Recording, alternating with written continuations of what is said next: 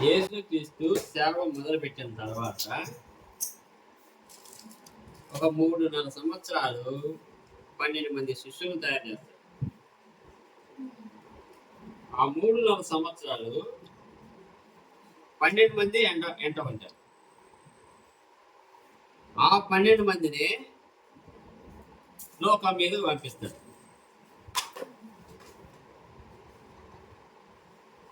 మన పరిస్థితి కూడా వ్యక్తం ఎలా సంవత్సరాలు 12 మందిని తయారు చేస్తారంటే ఒక 3 తర్వాత లోకం మీద పంపించాలి. సువార్త చెప్పి అనేక మందిని మార్చాలి.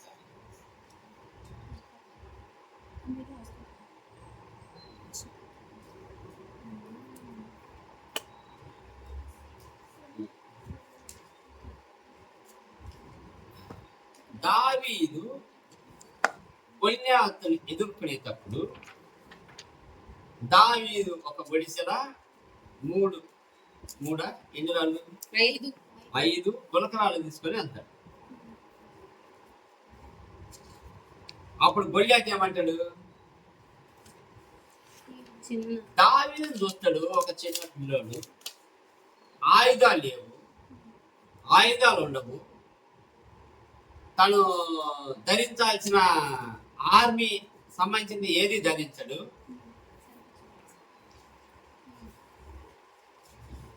అంటే ఒక యుద్ధ వీరుడికి ధరించాల్సిన శిరస్త్రాణం కానీ, బ్రేస్ ప్లేట్ కానీ, చేతులకు డాలు ఇవన్నీ ఏం లేకుండా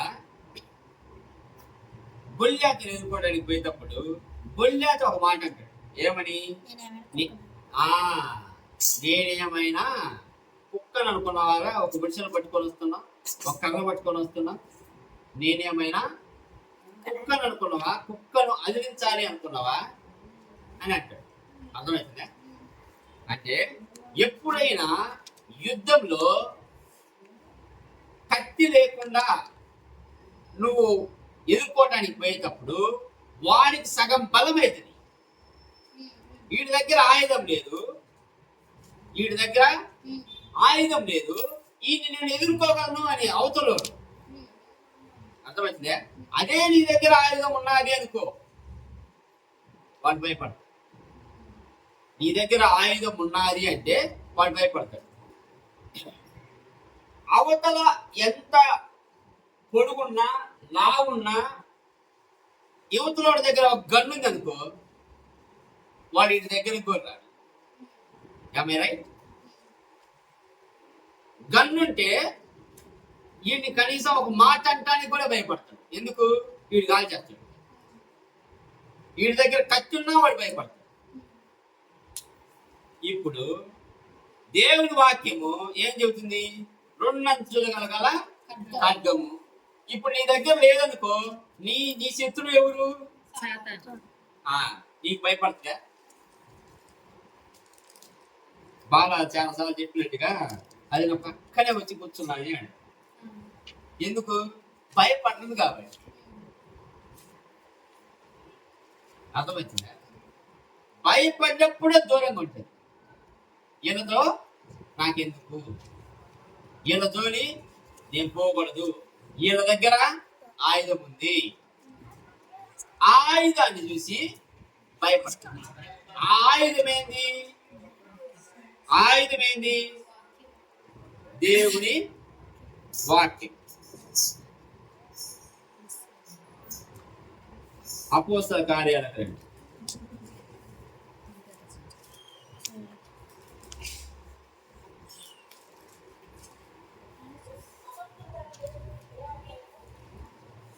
చెబుతా.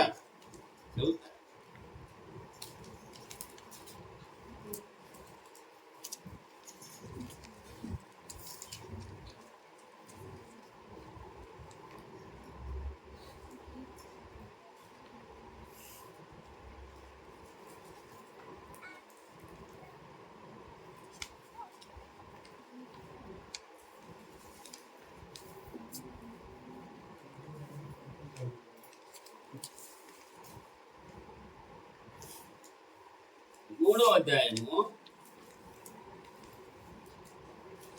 11వ వచనం. చాలా సార్లు మనం చదువుకున్నాం.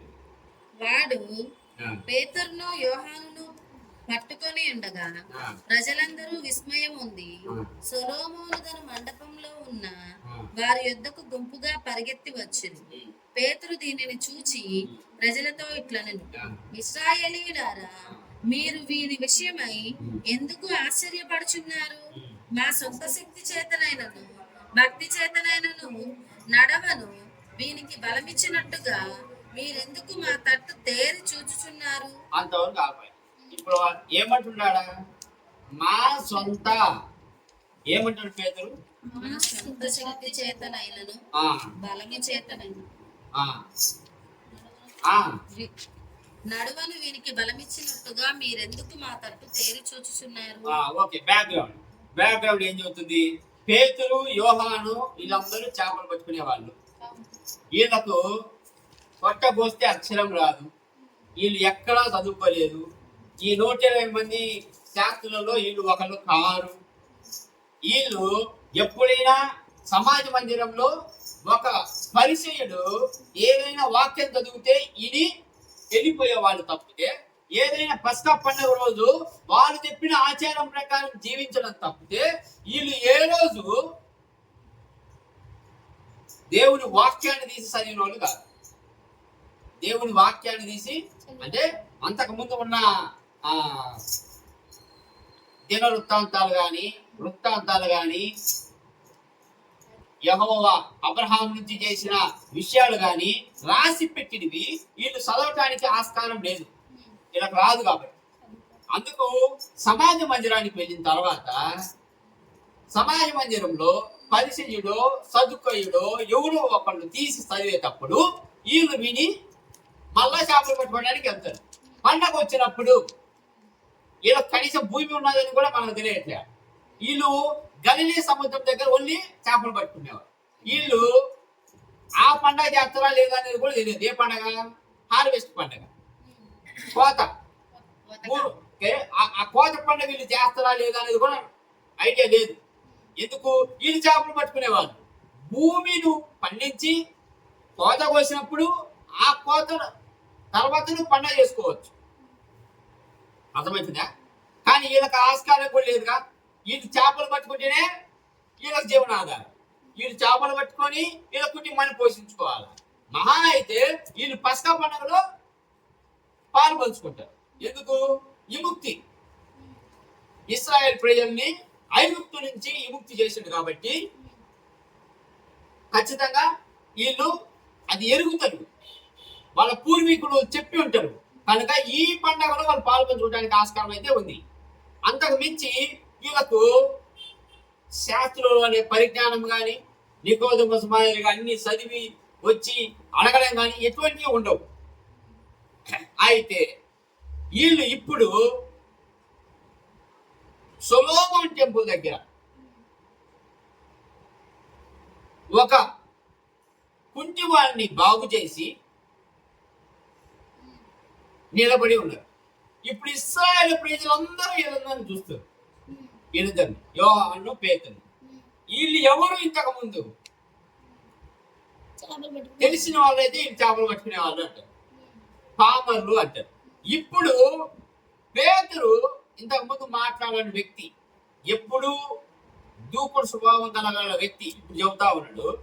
ఇది మీరు అనుకుంటురా మా శక్తి శాతనైనను మా భక్తి శాతనైనను మేము ఈయన్ని బాగు చేయగలము అని? మీరు అనుకున్నట్టు కాదు. ఇది దేని వల్ల?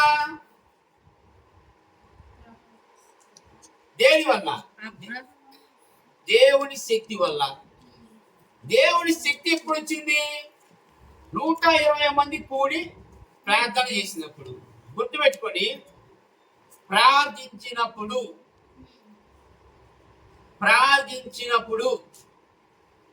120 మంది 10 రోజులు కూడి ఏకంగా ఏక మనసుతో ప్రార్థించినప్పుడు వారి మీదకి పరిశుద్ధాత్మ దిగొచ్చింది. తర్వాత వాళ్ళు శక్తి పొందితిరి. ఇది సారాంశం. అంటే యేసుక్రీస్తు చెప్పిన వాక్యము తూచా తప్పకుండా పాటించేది. తూచా తప్పకుండా పాటించేది. హృదయంలో దాన్ని పెట్టుకున్నారు. 10 రోజులు ఎక్కడికి పోకుండా 120 మంది మేడగదిలో కూర్చొని ప్రార్థన చేశారు, ప్రార్థించారు. ఆడే వాళ్ళ వాక్యం చదవాలి.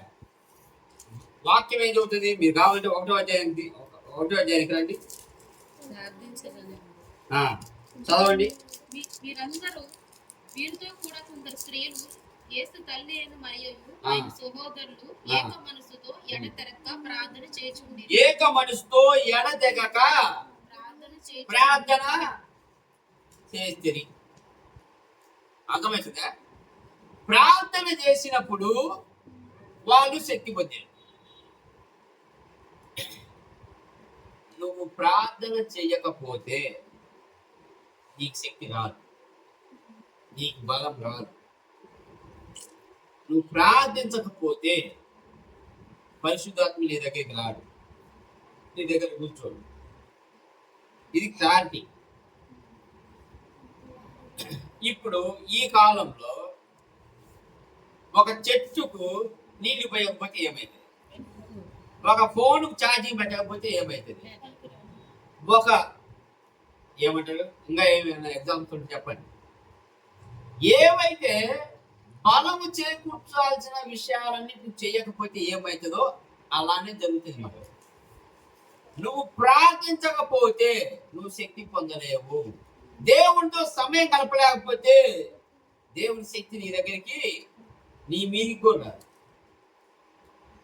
నాకు వాక్యం తెలుసు, నేను చర్చికి పోతాను, నేను వింటాను, నేను అంత లెక్కల ఇన్ఫర్మేషన్ గ్యాదర్ చేస్తాను అంటే అది ఉత్తదే.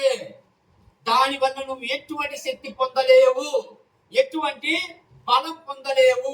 నువ్వు మోకాలుని నువ్వు దేవుడిని అడిగితే తప్పితే, నువ్వు దేవుని చెప్పిన మాటకు అనుకూలంగా ప్రార్థన చేస్తే తప్పితే నువ్వు శక్తి పొందలేవు.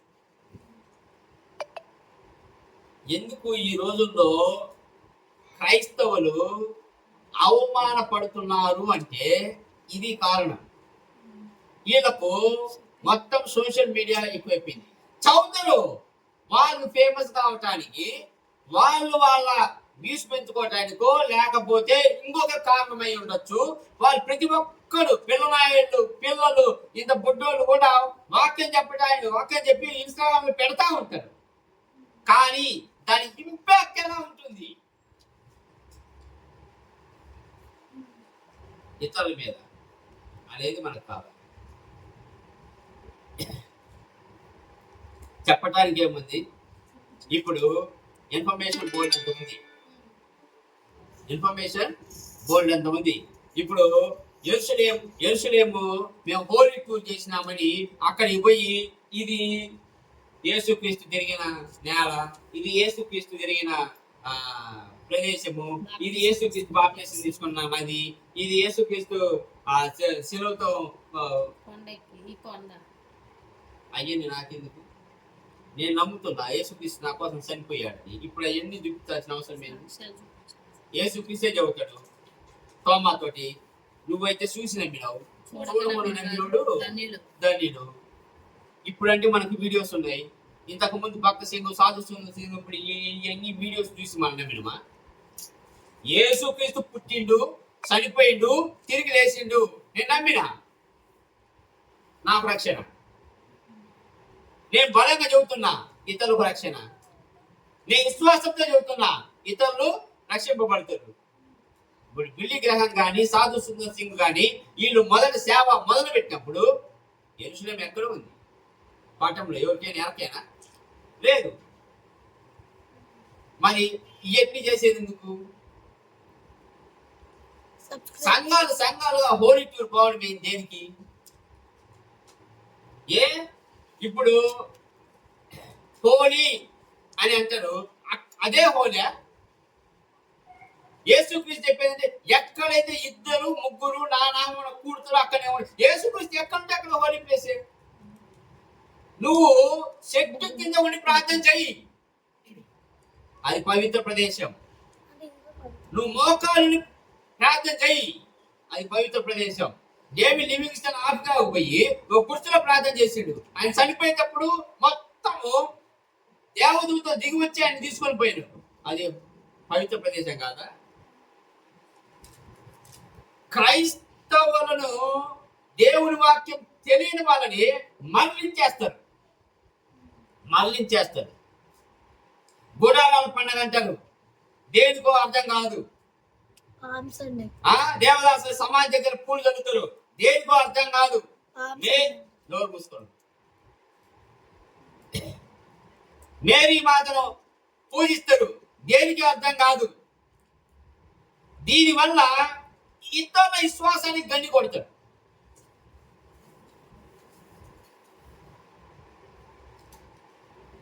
మొన్న గుణదల్లో పండగ చేసిరంటే ఆ పండగ పెడతా ఉండడం దేనికి? నీలో బలం లేనప్పుడు, నీలో శక్తి లేనప్పుడు, ఒకళ్ళను దేవుని వైపు మరలించలేనప్పుడు, ఒక రోగాన్ని యేసుక్రీస్తు నామములో స్వస్థత చేకూర్చలేనప్పుడు దేనికి? నువ్వు ప్రార్థిస్తే నీకు శక్తి వస్తుంది. ఇన్స్టాగ్రామ్లో పెట్టడం వల్ల కానీ, తర్వాత ఫేస్బుక్లో పెట్టడం వల్ల కానీ, వాళ్ళు చెప్పేది విని మళ్ళీ వీళ్ళు రిపీట్ చేయడం కానీ, వీటి వల్ల దేనికి ఉపయోగం ఉండదు. ఇప్పుడు బుక్స్ చాలా వచ్చినాయి, చాలా బుక్స్ ఇన్ఫర్మేషన్ తీసుకొని వీళ్ళకి తెలియని విషయము అని చెప్పుకుంటా వస్తా ఉంటారు. అర్థమవుతుందా? 10 ఆజ్ఞలను దేవుడు 2 ఆజ్ఞలుగా కుదించడాన్ని నేను ఎప్పుడు చెప్పినా ఇప్పుడు ట్రైనింగ్ చేస్తున్నాను. దేనికి? ఎక్కడో వింటారు, ఆ విన్నది నేను చెప్పాలి. నేనే కొత్తదానా తీసుకొస్తున్నాను అనే ఫీలింగ్తో తీసుకొచ్చి వీడియో ఎడిటింగ్ చేసి దీన్ని ఈ పక్క 10 ఆజ్ఞలు, ఈ పక్క 2 ఆజ్ఞలు పెట్టి ఈ 4 దీనికి, ఈ 6 దీనికి అని ఎడిటింగ్ చేసి పెడతారు. Remember, those things will not work out.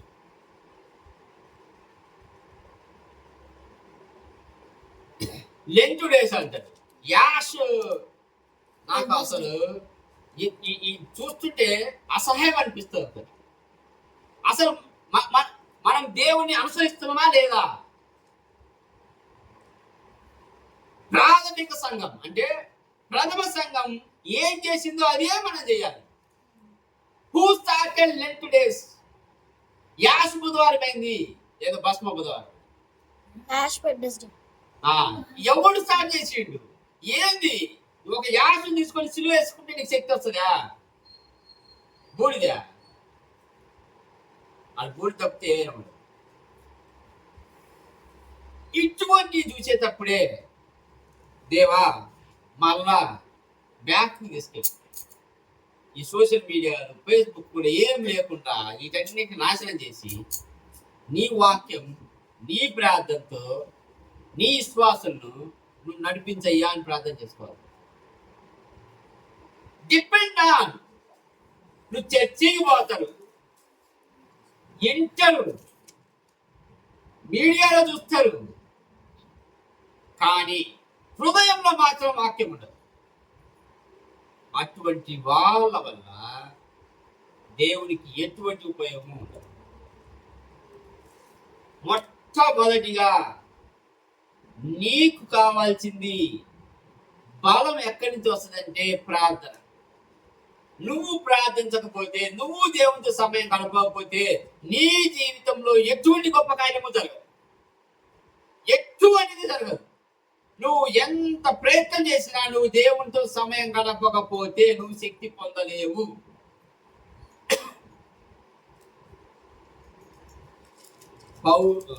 పేతురు, యోహాను శక్తి పొందిన తర్వాత వీళ్ళు బయటికి వెళ్ళి మొట్టమొదటి అద్భుతం చేసిన స్థలం.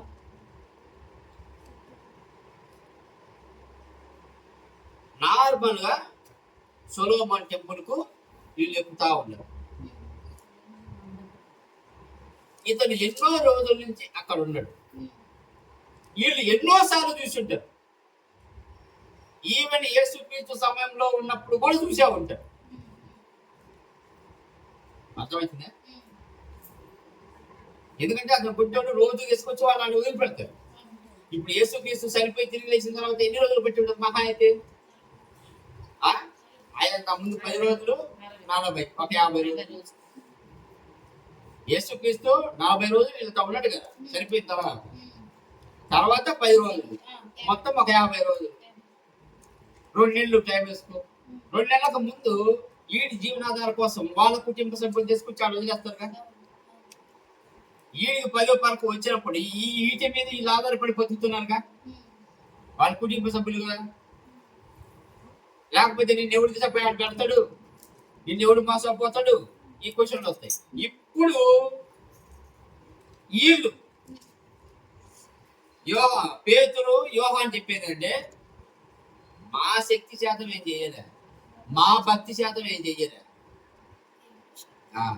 దేవుని శక్తి అనేది మా మీదకి వచ్చింది. క్రీస్తు నామమే మాకు శక్తి. ఇప్పుడు బాగుపడ్డారు. దేవునితో నువ్వు సమయం గడిపితే ఆటోమేటిక్ గా నీకు శక్తి వస్తుంది. మొట్టమొదటిగా మనం గ్రహించాల్సింది మన శుక్రవారం చెప్పిందే. I'm repeating again, know your Bible, spend time with God.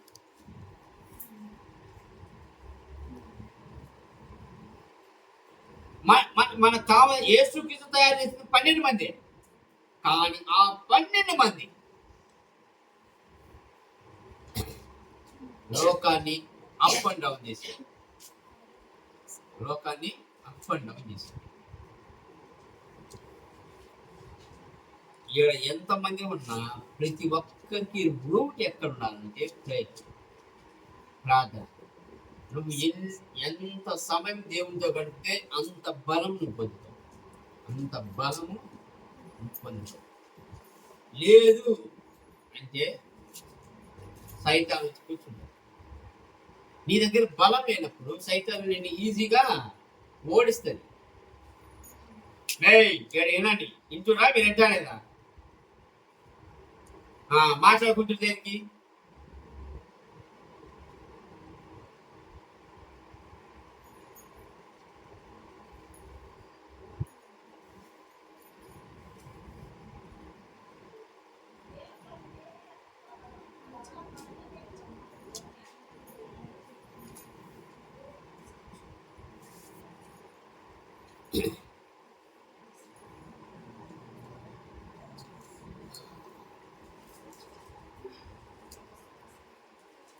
రెండో విషయము,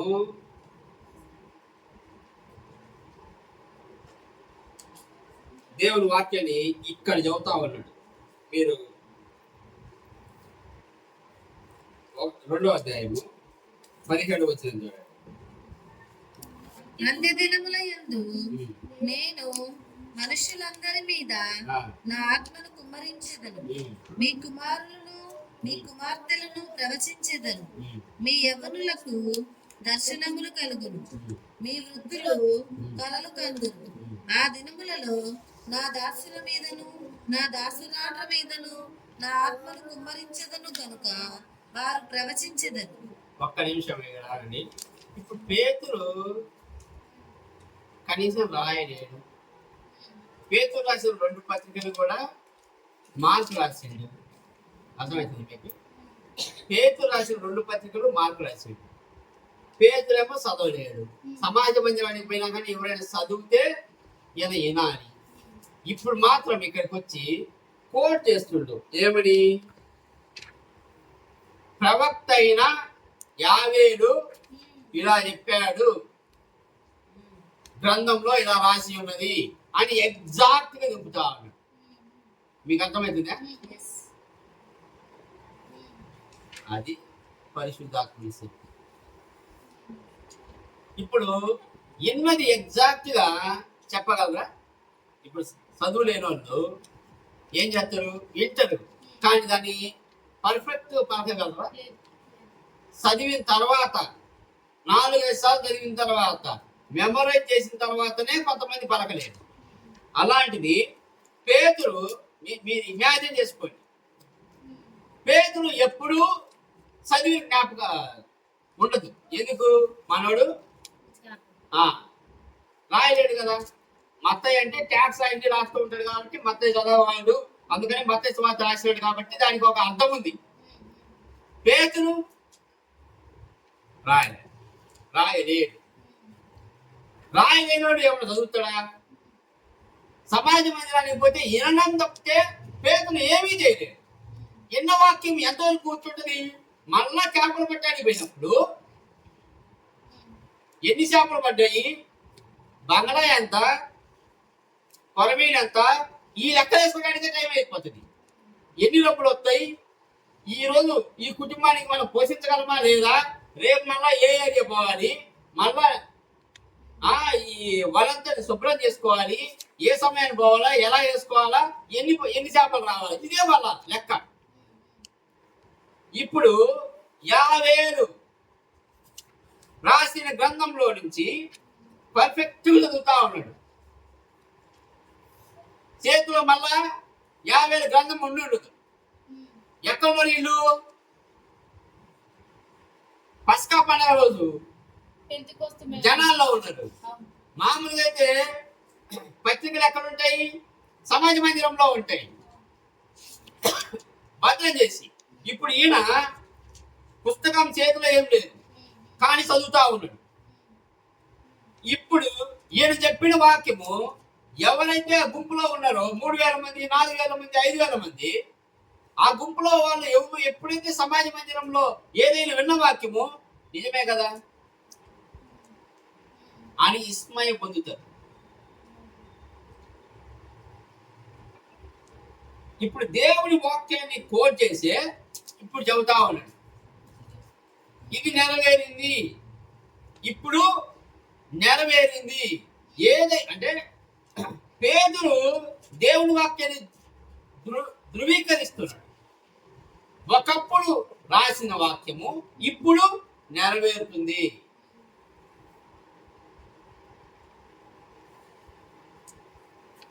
తర్వాత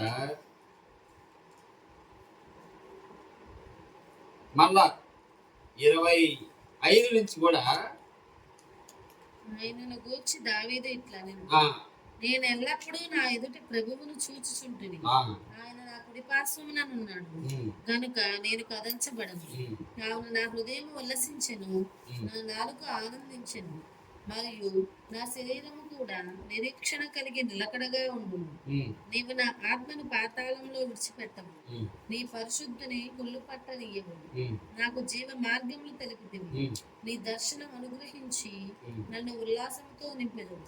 సహోదరులారా, మూలపురుషుడు దావీదును గురించి మీతో నేను ధారాళముగా మాట్లాడవచ్చును. అతడు చనిపోయి సమాధి చేయబడెను, అతని సమాధి నేటి వరకు మన మధ్యనున్నది. అతడు ప్రవక్త అయి ఉండను గనుక అతని గర్భఫలములో నుండి అతని సింహాసనము మీద ఒకని కూర్చుండబెట్టదును అని దేవుడు తనతో ప్రమాణపూర్వకముగా దావీదు రాసిన పుస్తకం నుంచి కొటేషన్ తీసుకొచ్చాడు. ఇప్పుడు నా శరీరాన్ని కుళ్ళు పట్టనియవు దావీదు రాశాడు. దావీదు రాసింది ఇప్పుడు దావీదు గురించి కాదుగా, ఆయన వాళ్ళకి చెబుతున్నాడు. ఎవరికి? అక్కడున్న ప్రజలకు. దావీదు రాసింది దావీదు గురించి కాదు, యేసుక్రీస్తు గురించి. ఎందుకు అంటే దావీదు తన గురించి ఒకవేళ రాసుకుంటే దావీదు చనిపోబడ్డాడు, సమాధి చేయబడ్డాడు, ఆ సమాధి ఇప్పటికీ మన మధ్య ఉన్నది కనుక ఇది దావీదు గురించి కాదు. దావీదు వంశంలో నుండి వచ్చిన వ్యక్తి సింహాసనం అధిష్ఠిస్తాడు, ఆయనే యేసుక్రీస్తు. ఎంత భావాన్ని పట్టుకొచ్చాడు చూడు, ఎంత క్లియర్ గా అర్థమయ్యేటట్టు చెబుతున్నాడు చూడు. పేతురు ఒక చదువు లేని పామరుడు దావీదు వాక్యాన్ని కోట్ చేసి అక్కడి నుంచి హీఈస్ రివీలింగ్ అంటే దాని అర్థము తెలియని ఇశ్రాయేలు ప్రజలకు ఎంత వివరంగా చెబుతున్నాడు. దావీదు తన గురించి రాసిండు అని మీరు అనుకోవచ్చు, కానీ దావీదు తన గురించి రాయలేదు, ఇది యేసుక్రీస్తు గురించి. ఒకవేళ మీరు దావీదు గురించి అనుకుంటే, దావీదు చనిపోబడ్డాడు, సమాధి చేయబడ్డాడు, ఇప్పటికీ ఆ సమాధి మన మధ్యనే ఉన్నది. ఇది దావీదు గురించి కాదు. ఎందుకు? ఆయన శరీరం కుళ్ళు అయిపోయింది. ఇప్పుడు కుళ్ళు కాని శరీరం ఎవరిది? యేసుక్రీస్తు. పాతాళంలో నా శరీరాన్ని వదిలిపెట్టకూడదు ఎవరిది? యేసుక్రీస్తు. కనుక ఈయనే సజీవమైన దేవుడు. మీరు నమ్మండి, రక్షకుడుగా వచ్చిండు క్రీస్తు. మిమ్మల్ని, మీ పాపాలని మొత్తాన్ని రక్షించి పరలోకానికి సపోర్ట్. ఈ రెవల్యూషన్ ఎప్పుడు వచ్చింది పేతురుకి? చేత నింపబడిన తరువాత. కనుక ప్రార్థన వాక్యము ఈ రెవల్యూషన్ నువ్వు ప్రార్థిస్తూనే వస్తుంది, దేవుడు నీతో మాట్లాడుతూనే వస్తాడు. అందుకే కీర్తనకారుడు ఏం చెబుతాడు?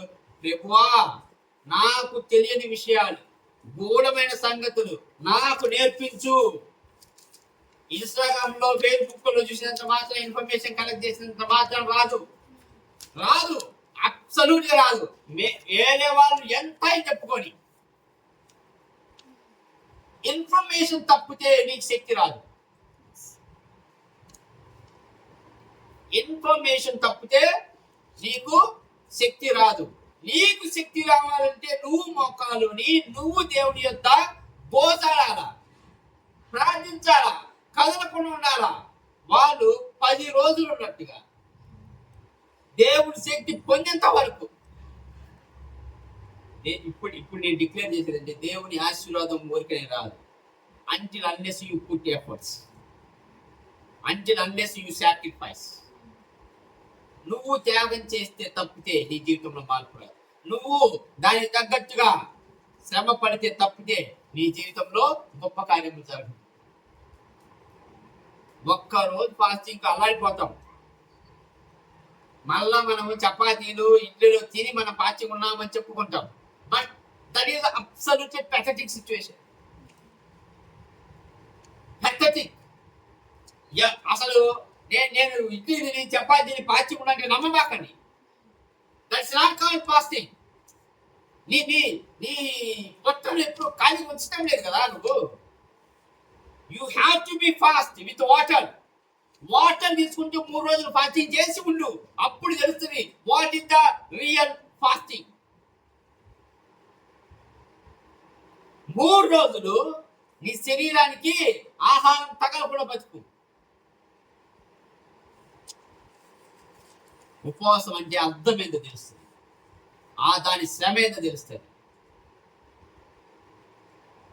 అప్పుడు గోజాడు ఆ 3 రోజులు, దేవా నాకు శక్తి కావాలి, దేవా నన్ను ఉపయోగించుకోవాలి. దేవుడు ఎవరినంటే ఎవరిని ఉపయోగించుకోడు. ఎవరైతే విల్లింగ్లీ, హృదయపూర్వకంగా నేను నీ చేత ఉపయోగించబడాలి దేవా, దానికి నేను ఏం చేయాలో నాకు నేర్పించు అని దేవుడి దగ్గరికి పోయి అడుక్కొని గోజాడు, వాళ్ళని దేవుడు ఉపయోగిస్తాడు. నేను కడుపు నిండా తిన్నా, నేను పడుకుంటా, నాకు సమయం ఉన్నప్పుడు ఇన్స్టాలో ఎవరో పెట్టిన వాక్యాన్ని వింటా, నేను ప్రార్థన చేయను, మా పిల్లలకు ప్రార్థన నేర్పను. దేవుడు ఉపయోగించడు. నువ్వు ఇన్ఫర్మేషన్ ఎంత కలెక్ట్ చేసినా దేవుడు ఉపయోగించడు. అంటిల్ అన్లెస్ నువ్వు మోకాళ్ళుని గోదాడితే తప్పితే. మోకాళ్ళు అరగాల. దేవుడు గొప్పగా ఉపయోగించిన సేవకులు జాన్ వెస్లీ, సాధు సింగ్, భక్త సింగ్, వాళ్ళ మోకాలు చూడండి కాయలు కాసి ఉంటాయి. వాళ్ళు మోకాళ్ళుని ప్రార్థన చేసిన స్థలమే గుర్తపడదంట. మరి వాళ్ళు ఎన్ని గంటలు చేస్తే ఆ స్థలం గుర్తపడుతుంది? ఎన్ని గంటలు ప్రార్థన చేస్తే స్థలం గుర్తపడుతుంది? వాళ్ళు ఆ స్థలంలో నుండే దేవుడి శక్తి పొందేది. ఆ స్థలంలో ఉన్నప్పుడే దేవుడి నుంచి గూఢమైన సంగతులు తెలుసుకున్నారు. ఆ గూఢమైన సంగతులే ప్రజలకు చెప్పారు. మీకు తెలుసా, బిల్లి గ్రహాన్ని క్రూసెల్లో 10 మంది చంపటానికి వచ్చారు. గన్ను తీసుకొని చంపటానికి వచ్చారు. ఎప్పుడు ఆల్టర్ ఇస్తారు కదా, ఆల్టర్ కాలు, ఆ సమయం ముందుకు పోయి కాల్ చేయడం. 10 మంది ప్లాన్ చేసుకొని వచ్చారు క్రూసెడ్కి. 10 మంది ప్లాన్ చేసుకొని వస్తే బిల్లీ గ్రహాము యేసుక్రీస్తు రక్షణ గురించి చెబుతా ఉంటే ఒకతనికి అతని పేరు వినపడ్డది. ఆ పేరుతో పిలిచి నువ్వేం చేస్తున్నావు ఇక్కడ, అతని పేరు వినపడ్డది. సపోజ్ జాన్ అనుకో, John what are you doing here?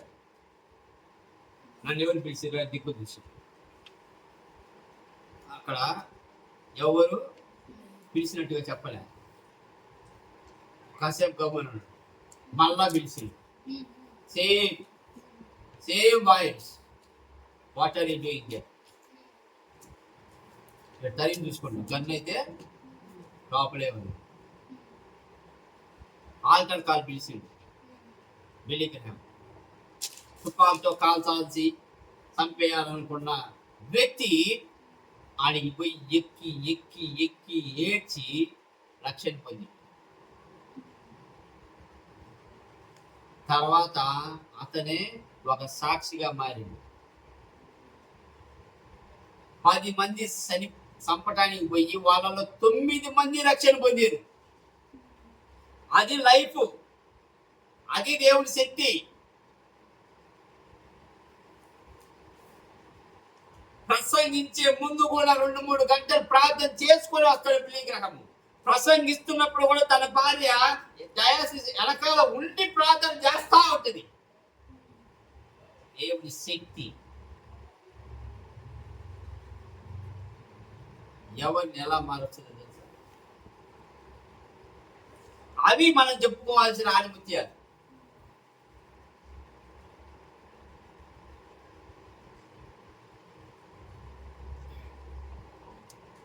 నిన్న మొన్న సోషల్ మీడియాలో జరిగిన సంగతులన్నీ తీసుకొచ్చి చర్చిలో ఉన్న పులిపిట మీద పెట్టి చెప్పడం కాదు.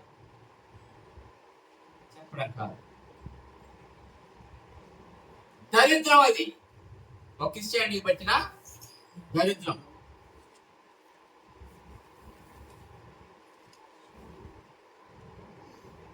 మీకు దేవుని శక్తి కావాలంటే మీరు మోకాలు ప్రార్థన చేసి ఆ శక్తి పొందండి. మీకు బలం కావాలంటే మీరు దేవుని వాక్యాన్ని చదివి, దావీదు ఏం చెబుతాడు? ఎవరైతే దివారాత్రములు ధ్యానిస్తే నీటి కాలువల యొద్ద ఉన్న చెట్టు వలె ఫలించును. ఫ్యాక్టరీ కదా. మీరు ఏదో వాళ్ళ చెబితే మీరు ఇంటే మీరు అలా బతుకుతారని చెప్తున్నా. మీరు చదివితే, మీరు ధ్యానిస్తే, మీరు వాక్యం మీద ఏకాగ్రత పెడితే అప్పుడు మీరు నీటి కాలువల యొద్ద ఉన్న చెట్టులే ఫలిస్తారు. అందుకే దేవుని వాక్యాన్ని హృదయంలో నింపుకోవాలా.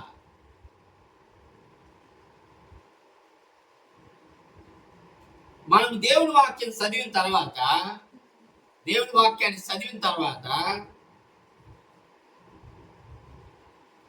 నీకు అవకాశం ఇచ్చారనుకో, ఒకచోట ప్రసంగించమని, ఎత్తుకోకూడదు. నీ చేతిలో ఈ పుస్తకం లేకపోయినా నీ హృదయంలో దేవుని వాక్యం ఉండాలి. ఈ చేతిలో బైబిల్ గ్రంథం లేకపోయినా నువ్వు ప్రసంగించాల. అది నీ రెడీనెస్. అందుకే కదా పౌలు ఏమంటాడు? బీ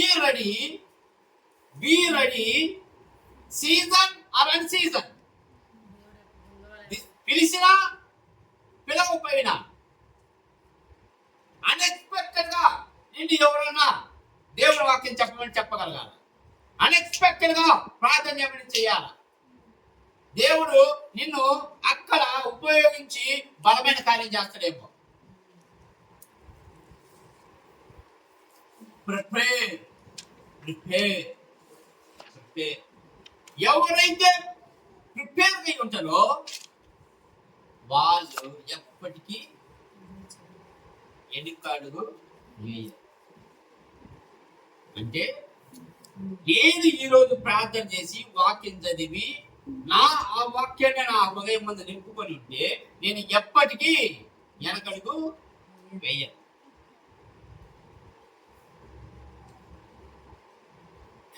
వీళ్ళు కృష్ణానది 1.5 కిలోమీటర్కు పోయినప్పుడు ప్రతి తల్లిదండ్రులు ఫస్ట్ టైం చేసేవాళ్ళ తల్లిదండ్రులు ఒక ఆందోళన ఉంది. 1.5 కిలోమీటర్ దాదాపుగా 60-70 అడుగుల లోతు. చేస్తారా చెయ్యరా పిల్లలు ఫస్ట్ టైం భయపడతారేమో. ఫాగ్ ఉంటుంది, మార్నింగ్ కనపడదు. గాగల్స్ పెట్టుకుంటే మార్నింగ్ 6-6:30కి మొత్తం మంచు కమ్మి ఉంటుంది. ముందు ఏముంటుందో కూడా కనపడదు. బ్రీతింగ్ సరిగా లేకపోతే మునిగిపోవడానికి ఆస్కారం ఉంటుంది. వీళ్ళు ఆ బోట్ ఒకవేళ ఆగిపోతే ఆ బోట్లను పిలుస్తారా పిలవలేరా, చెయ్యెత్తుతారా ఎత్తలేరా. ఓకే, ఆ గుంపులో అంత 1.5 కిలోమీటర్ కొట్టేటప్పుడు ఎవరి పిల్ల ఎక్కడ ఉండో కూడా అర్థం కాదు.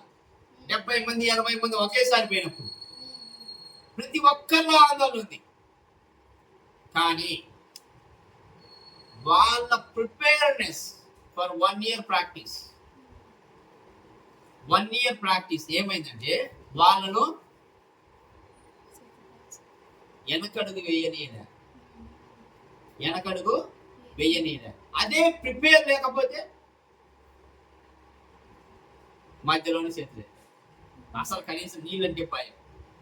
ఓకే, అంత రోజు దిగలమా లేదా, వాళ్ళే విశ్వాసం కోల్పోయే పరిస్థితి. ఆ ప్రిపరేషన్ వల్లే వాళ్ళు ఈదగలిగారు. 1 year ప్రాక్టీస్ వల్లే ఈదగలిగారు. దేవుని వాక్యంలో నువ్వు ప్రిపేర్ అయి ఉంటే, ప్రార్థన చేసి వాక్యం చదివి ప్రిపేర్ అయి ఉంటే, ఇటువంటి సిచ్యువేషన్ వచ్చింది అనుకో, నువ్వు ఈజీగా ఎదగలవు, ఈజీగా చెప్పగలవు దేవుని వాక్యం. పేతురు, యోహాను వాళ్ళు ఈ కుంటేతం దగ్గరికి వచ్చి, అయ్యా మళ్ళా వీనే ఉండు, మేము మళ్ళా పోయి ప్రార్థన చేసుకొని వస్తాము, మేము ప్రిపేర్ అయ్యేస్తాము అని చెప్పలే. అర్థమవుతుందా? నా దగ్గర ఉన్నది యేసుక్రీస్తు నామం. ఎండి సిల్వర్ నా దగ్గర లేవు, బంగారము వెండి నా దగ్గర లేదు, బట్ క్రీస్తు నామం నా దగ్గర ఉంది. ఆ క్రీస్తు నామాన్ని నువ్వు లేచినాడు. Prepare already. పేతురు లేచి ప్రసంగం చేస్తా ఉన్నాడు. ఇంతమంది వచ్చారు కదా మీరు, నేను 1 గంట సేపు వాక్యం చదువుకొని వస్తాను, మీరేనే ఉన్నా, నేను పోలే. ఇక్కడ కంపారిజన్ ఒకటి ఉన్నది. పాలు యాంగిచు ఒక కుంటేతన్ని బాగు చేయాలి అని అనుకున్నప్పుడు దేవుని సిద్ధ ప్రకారము ఫస్ట్ కాలే పొయ్యి మళ్ళా ప్రార్థన చేసుకోవచ్చాడు, మళ్ళా పొయ్యి ప్రార్థన చేసుకోవచ్చాడు. ఎందుకంటే విశ్వాసం పెరగటే. కానీ పేతురు, యోహాను ఎనిక్కిపోయింది ఏముండదు. వాళ్ళు ఆల్రెడీ ప్రిపేర్. ప్రార్థనలో ఉన్నారు, వాక్యంలో ఉన్నారు. ఇంకో చోట ఏమంటారు, ఇప్పుడు మమ్మల్ని మాకు ప్రార్థనకు దేవుని వాక్యాన్ని పంచడానికి మాత్రమే మమ్మల్ని వదిలేయండి, మిగతా భోజనాలు ఎన్ని కావాలంటే స్టీఫెన్ చూసుకోండి. అందుకని స్టీఫెన్ నియమించింది. భోజనాల దగ్గర అనవసరమైన మేము వచ్చి చూడాల్సిన అవసరం, మమ్మల్ని వదిలేయండి. దేనికి? ప్రార్థనకి, దేవుని వాక్యాన్ని. మేము ప్రార్థన చేసుకోవాలా, దేవుని వాక్యం చెప్పాలి, వదిలేయండి. ఇది ప్రిపేర్నెస్. మిగతా విషయాలు మాకు అంత ప్రాముఖ్యత కావు. ఎస్, వచ్చిన వాళ్లకు భోజనం పెట్టాలి, తప్పలేదు. కానీ ఆ వ్యవస్థను ఇంకొకరికి అప్పచెప్పేస్తున్నాం. మమ్మల్ని మాత్రం దేవుని వాక్యానికి, ప్రార్థనకు, కట్టుబడి ఉండేటట్టుగా వదిలేదు. ఆ బాధ్యత మేము వేరే వాళ్ళకి ఇప్పిస్తాం. కనుక మనము బలం పొందాలి అంటే ప్రార్థన. నువ్వు ఎంత సమయం దేవునితో గడిపితే అంత బలం పొందుతావు, అంత శక్తి పొందుతావు. నువ్వు ఎంత సమయం దేవుని వాక్యంతో గడిపితే అంత జ్ఞానము, తెలివితేటలు, రహస్యమైన సంగతులు నీకు తెలియపరుస్తాడు, నిన్ను ప్రిపేర్ చేస్తాడు. నువ్వు ఎక్కడికి పోయినా నీ వాక్యము నువ్వు బలంగా చెప్పగలవు. ఆ వాక్యము ఇతర హృదయాల్లో కలిగించగల వాక్యం అయి ఉంటుంది.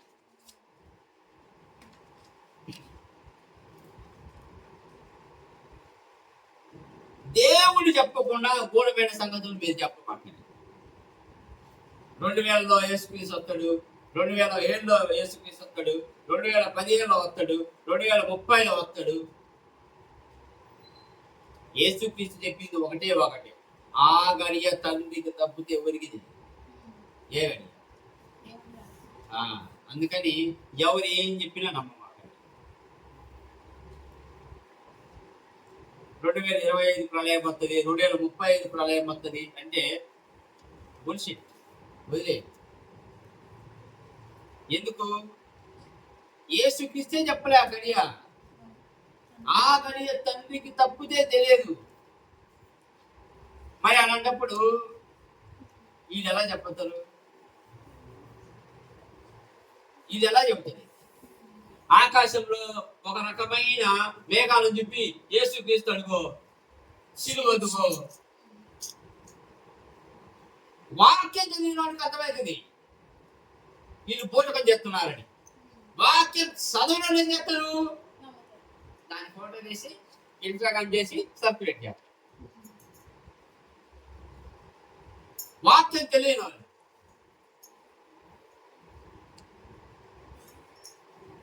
ఆత్మీయ వరాలను మీ అందరికి నేను పంచుతా, రండి.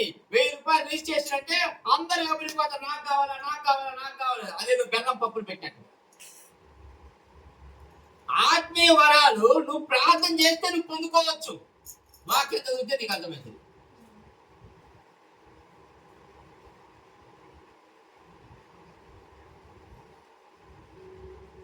వాక్యం చదివితే నీకు అర్థమవుతుంది. వాక్యం చదవకపోతే 1000 రూపాయలే కదా, వస్తే ఇంకొక వరం వస్తుంది అని వాళ్ళు. అర్థమవుతుందా? వస్తే ఒక వరం వస్తుంది, రాకపోతే 1000 రూపాయలు పోతాయి, అంతే కదా. అదేదో సతీష్ కుమార్ లాటరీ పెట్టినట్టుగా పాస్టర్లు అందరూ రండి, 1000 రూపాయలు రిజిస్ట్రేషన్, ఒక బైక్. బైబుల్ చదివిన ఎవరికైనా దాన్ని ఏమంటారు మీరు చెప్పండి? పాస్టర్స్ మీటింగ్, 1000 రూపాయలు రిజిస్ట్రేషన్, లాటరీలో తీస్తాము, బైక్ ఇస్తాము. ఏమనుంది అది? ఏంది ఇది? ఆలోచించండి. వాక్యం చదివేవాడిని అది నాకు అర్థమవుతుంది, ప్రార్థన చేసేవాడిని నాకు అర్థమవుతుంది వాళ్ళు ఏం చెప్తున్నారని. చదవని వాళ్ళు ఏం చెప్తున్నారు? ఉరుకుతారు. పోతే 1000, వస్తే బైకు. ఇంతేగా? బైక్ వ్యాపారం చేసేది ఇంతే కదా. కేరళలో లాటరీ టికెట్ అమ్ముతారు 5 రూపాయలకు. 5 రూపాయలు లాటరీ టికెట్, పోతే 5 రూపాయలు, వస్తే 1,00,000 రూపాయలు లాటరీ టికెట్. దీనికి దానికి తేడా ఏది? బైబుల్ చదివే వాడికి ఆ మాత్రం అర్థం కదా. మళ్ళీ ఎగబడిపోయేది ఎవరు? చదవని వాళ్ళు.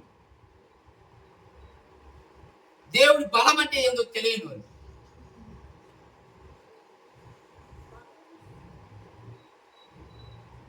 అందుకే యేసుక్రీస్తు తన శిష్యులను తయారు చేసినట్టుగా చేయాలి. ఈడ కూర్చున్న వాళ్ళందరూ ఏం చేయాలంటే ముఖ్యంగా దేవునితో సమయం గడిపి మీరు బలం పొందండి. మీరు గూఢమైన సంగతులు దేవుని నుంచి తెలియపరచుకోండి. మీరు దేవుని వాక్యం చదవండి. దేవునితో మాట్లాడండి. దేవుడు చెప్పిన సంగతులు హృదయంలో బయలుపరచుకోండి. మీరు ప్రిపేర్ అయ్యి ఉండండి వాక్యం చేత. మీరు బయటికి పోయి ఈ వాక్యాన్ని ప్రదర్శించినప్పుడు, చెప్పినప్పుడు బలంగా వెళ్తుంది ఇతరుల హృదయాల్లో. బీడి గ్రహం ఆల్టర్ కాలిస్తే 10 మంది సంపటానికి వచ్చిన వాళ్ళు కూడా మార్చబడ్డారు. అలా మార్చబడాలా. అది దేవుని శక్తి. ఆ 10 మందిలో 9 మంది రక్షణ పొంది సాక్ష్యం ఇస్తారు.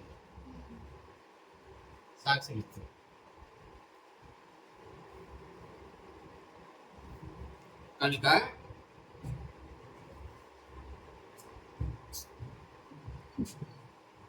పౌలు సేవకు పోయే ముందు, పౌలు, బర్నబస్సు, మార్కు సేవకు పోయే ముందు అంతియొక్క సభలో పెద్దలందరూ కూడి వీళ్ళని ఆశీర్వదించి పంపించింది. వాళ్ళ మీద చేతుల నుంచి ప్రార్థన చేసి పంపించింది. దేనికి వీళ్ళు బలంగా దేవుని సేవలో ఉపయోగింపబడాలి అని. వాళ్ళకిచ్చిన ఆయుధం ఏంది? దేవుని శక్తి. ఆ శక్తి ప్రార్థనలో ఉంది. ఆ శక్తి దేవుని వాక్యంలో ఉంది. ఆ రెండిట్లో తప్పితే మిగతా ఎక్కడ గిమ్మిక్కుల్లో కానీ, రైటింగ్లో కానీ, డాన్సింగ్లో కానీ దేవుని శక్తి. ఇవన్నీ జరుగుతున్నాయంటే Satan diverting Christianity to different వే.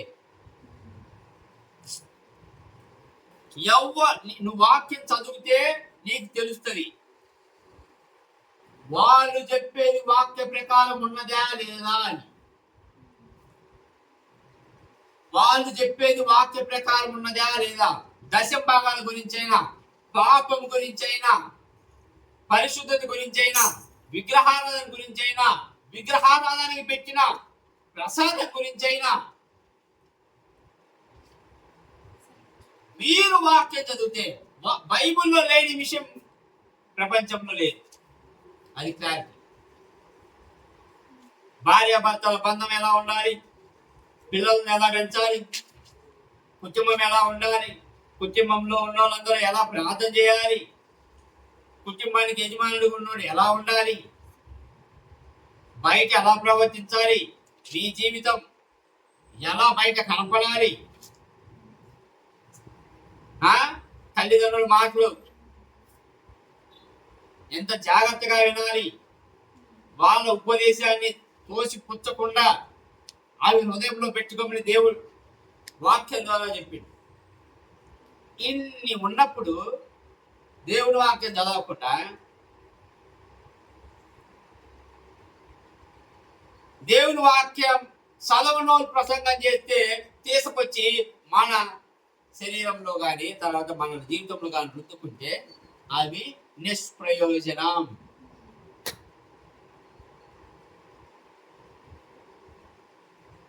ప్రార్థన చేసి చూడండి.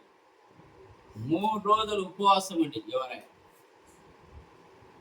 3 రోజులు అంటే నువ్వు త్యాగం చేయకుండా ఏది దేవుడు తొందరగా ఇవ్వడు.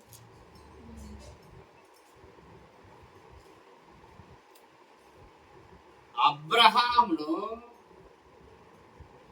అసలు త్యాగానికి సిద్ధపడ్డాడు తన కొడుకు బలికి.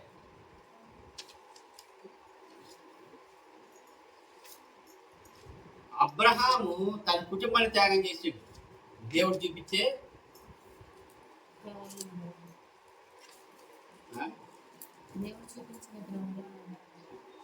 వాగ్దాన దేశం కోసం.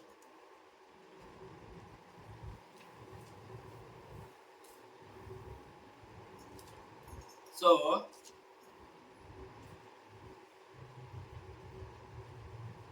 నువ్వు త్యాగం చేయకుండా, శ్రమ పెట్టకుండా శక్తి పొందాలంటే కష్టం. మోకాళ్ళు వేసి చేతులెత్తి ఒక అర్ధగంట ప్రార్థన చేయండి, శ్రమ తెలుస్తుంది. మోకాళ్ళ మీద 2 చేతులతో ఇలానే ఒక అర్ధగంట ఉండి చూడండి, ప్రార్థన చేసుకోండి. చేతులు శ్రమ తెలుస్తుంది అంతేనా? అంటే ఖచ్చితంగా ఉన్నామని కాదు, మీ బిల్డింగ్ మీ చిత్త ప్రకారం నిజంగా నేను ప్రార్థన చేయగలనా లేదా? వాక్యం చదవండి. ఒక పారాగ్రాఫ్ చదివి, దేవా ఈ పారాగ్రాఫ్ మూలకంగా నువ్వు నాతో ఏం మాట్లాడుతున్నావు, నేను ఏం నేర్చుకోవాలి, నేను నా జీవితంలో దీంట్లో ఉన్న లోపాలు ఎలా సరిదిద్దుకోవాలి.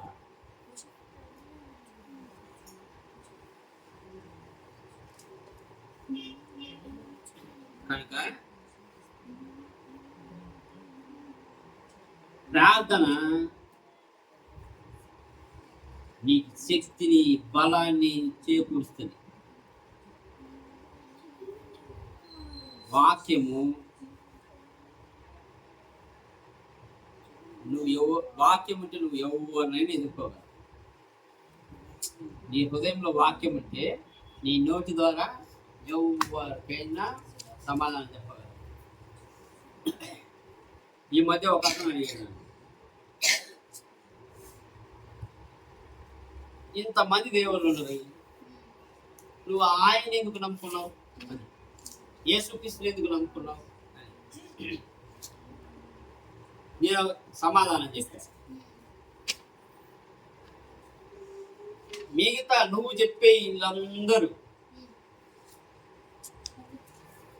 శిష్ట రక్షణ దుష్ట శిక్షణ, అంటే దుష్ట శిక్షణ శిష్ట రక్షణ అనే సిద్ధాంతము అనే వాటి మీద ఆధారపడి బతికిండు చేసిండు. కానీ అది దేవుడి క్యారెక్టర్ కాదు. కానీ దేవుడి క్యారెక్టర్ ఎలా ఉంటుందంటే, నీ శత్రువుని కూడా నువ్వు ప్రేమించు, నీ శత్రువుని నువ్వు ప్రేమించు. నా దేవుడు తన శత్రువుల కోసం పాపుల కోసం ప్రాణం పెట్టి తిరిగి లేచిండు కనుక శత్రువుని కూడా దగ్గరికి తీసుకొని అన్నం పెట్టే స్వభావం ఒక దేవుడి తప్పితే మనుషుల్లో ఉండదు. అందుకని ఆయన నా దేవుడే.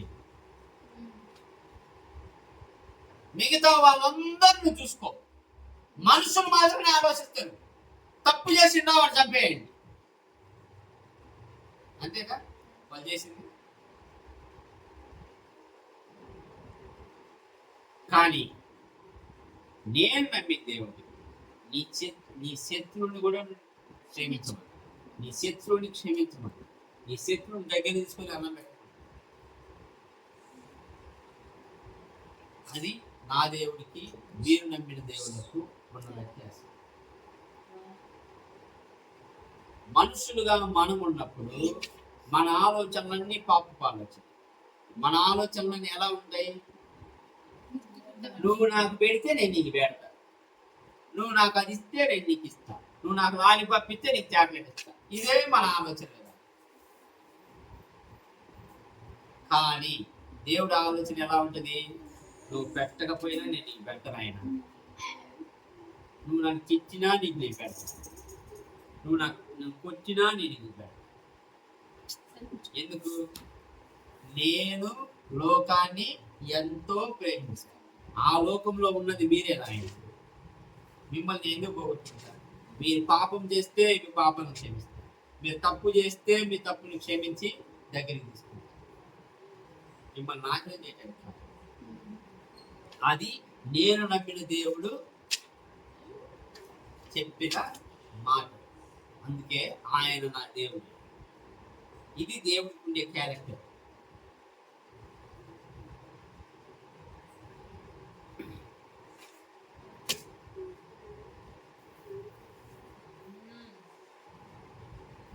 బలంగా తయారు కావాలి అంటే ప్రార్థన, సిద్ధపడండి వాక్యంతో. ఎప్పుడు ఎలా ఏ అవసరం వచ్చినా నువ్వు వాక్యం చెప్పగలగాలి, చదవాలి, ప్రిపేర్ అయి ఉండాలి. అర్థమైంది బాధ? ఎవరు వస్తుంది వాళ్ళకు?